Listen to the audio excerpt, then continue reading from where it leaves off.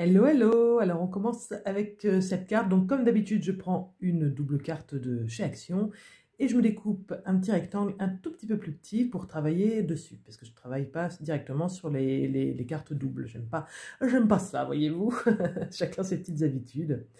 Ensuite, je prends cette planche de tampon de chez Action et je vais venir tamponner des motifs en blanc. Alors, c'est pas très pratique hein, de tamponner du blanc sur du blanc parce que je ne vois absolument pas où je tamponne. Donc, j'essaye avant un petit peu de voir où il y a du brillant, où il y a de l'encre.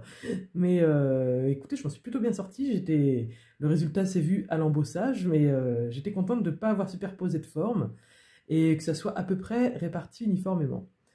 Donc, pour l'embossage à chaud, pour celles qui ne connaissent pas, en fait, la technique, entre guillemets, c'est d'avoir une encre à séchage lent.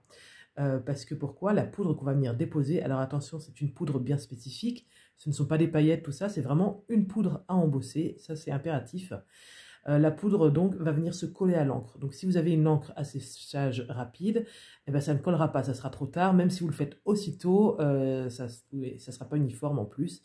Donc c'est toujours écrit en général au dos des pads d'encre. Cette encre peut être embossée, bon pour l'embossage. Enfin voilà, il y a toujours une petite, tout petit, c'est toujours écrit sur vos petits pads d'encre.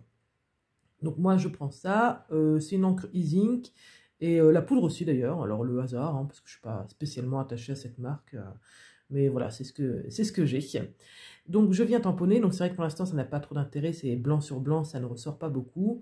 Mais ce qui va rendre l'intérêt à la chose, c'est de venir ancrer avec les distress. Et vous voyez, donc c'est ce qu'on appelle la technique du résiste, c'est-à-dire que l'encre va se déposer partout, sauf sur la partie embossée. Là, les tampons vont rester bien blancs, et ce qui fait qu'ils vont ressortir. Et c'est voilà, c'est tout ce qui donne l'intérêt à cette technique-là.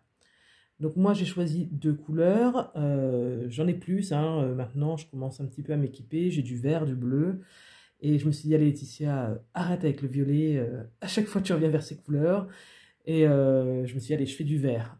Mais non mais j'avais pas envie, hein, j'avais envie de violet, donc j'ai encore fait avec mon violet et mon rose comme d'habitude.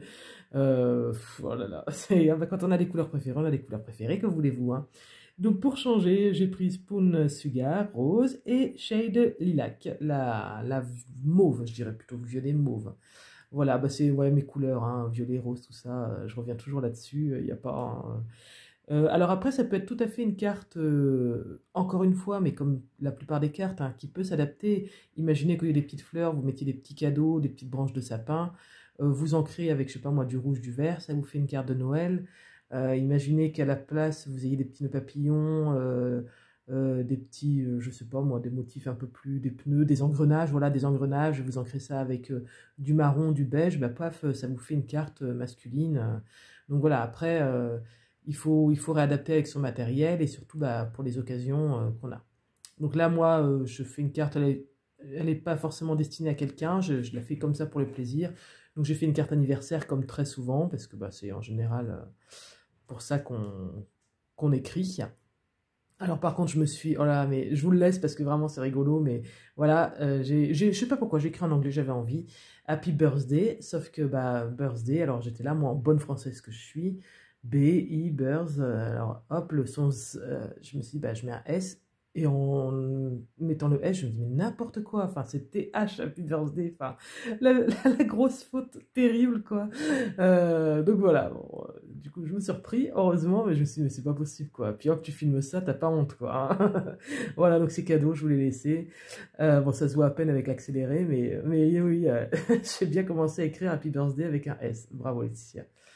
Voilà, donc après, bah, vous m'avez vu, hein, l'encre Distress, une fois qu'elle est sèche, enfin, elle sèche vite, ceci dit, elle réagit avec l'eau. Donc, je pulvérise un petit peu d'eau, ça vient apporter un petit peu de relief et de profondeur.